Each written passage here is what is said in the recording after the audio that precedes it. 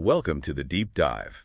Ever feel like you're just caught in that endless chase, for status or connection, maybe approval, but it just leaves you feeling unfulfilled? Well, today we're really cutting through that noise. We're exploring a pretty radical idea, the highest realm of living. The great sage does not socialize. The strong person lives alone. So our deep dive is into some profound wisdom here. It challenges a lot of modern ideas about success, about belonging, and it reveals the surprising power maybe of solitude and what true connection actually looks like. Yeah, and the sources we're drawing on, they offer this quite powerful philosophical and spiritual journey. They really guide us to understand life's complexities often framed as a kind of struggle, right? And they show how to cultivate inner strength, how to find genuine meaning in the middle of it all. It's about getting some clarity, when the world feels a bit chaotic. Okay, let's dig into that. So the sources start with something pretty universal, this constant human search for meaning. We often chase external things, right? Wealth, fame. Usual After. suspects. Exactly. But here's the twist. They call these pursuits fleeting, like water flowing, duckweed drifting. Or clouds gathering and then dispersing. Very poetic, but it makes the point. It does. And they argue that human life itself is a journey of cultivation. So it's not just what you're after, Yep. but how you go about it, what you're building up inside. That's what really counts. And right at the heart of that cultivation is what they call the battle of the heart. Think of it like wrestling with your own inner world. Yeah. All those intense feelings, joy, anger, sadness, desire, they all start right there in the heart. So real cultivation, the argument goes, isn't about external stuff. It's about tempering our own hearts, Well, shaping that inner landscape. tempering the heart. Yeah, and this echoes older wisdom too, like the Buddhist understanding of life involving, well, suffering, the eight sufferings: birth, old age, sickness, death, loss, getting what you dislike, not getting what you crave. It just highlights that life inherently has hardship. It takes inner resilience. Right.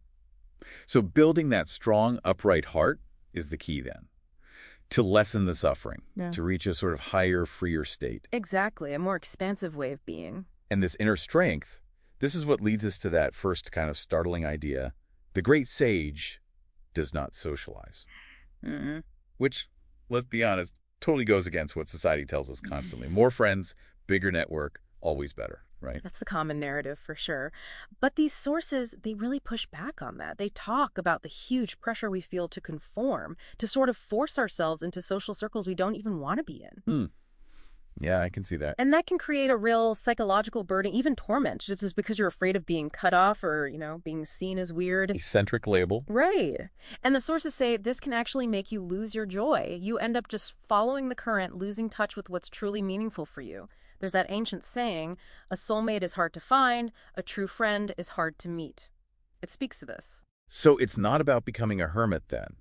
This is not socializing. What's the wisdom behind it? It's about being selective. It's the wisdom to choose connections based on a shared outlook, thought, and viewpoint, a real alignment. Like Lao Tzu said, those whose paths are not the same cannot plan together. Simple as that, really. So they're truly wise. They focus on quality, not quantity. They prioritize family, maybe a few true confidants. And that allows for independence. Yeah, independent judgment.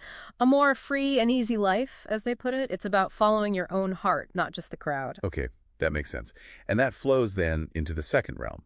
The strong person lives alone, which sounds even more extreme maybe. But you're saying the sources frame solitude differently. Very differently, not as a lack, but as a normal state, a path to deeper meaning and strength. And the key thing here is distinguishing being alone, which is active, chosen, about self-discovery, inner peace, Right. from loneliness, which is passive, negative, that feeling of being lost or abandoned, often sad. That reminds me of Thoreau, Henry David Thoreau.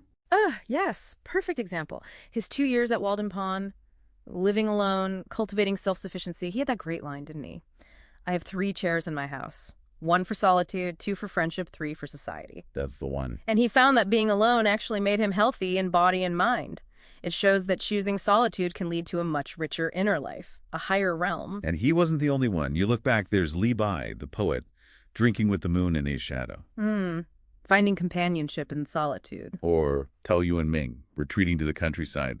Bodhidharma meditating, facing Iran for, what, 9 years? Exactly. These figures found profound insights, even joy in that quiet space. So being alone is a kind of quiet beauty, but also a kind of cultivation. It's a valuable time for spiritual growth.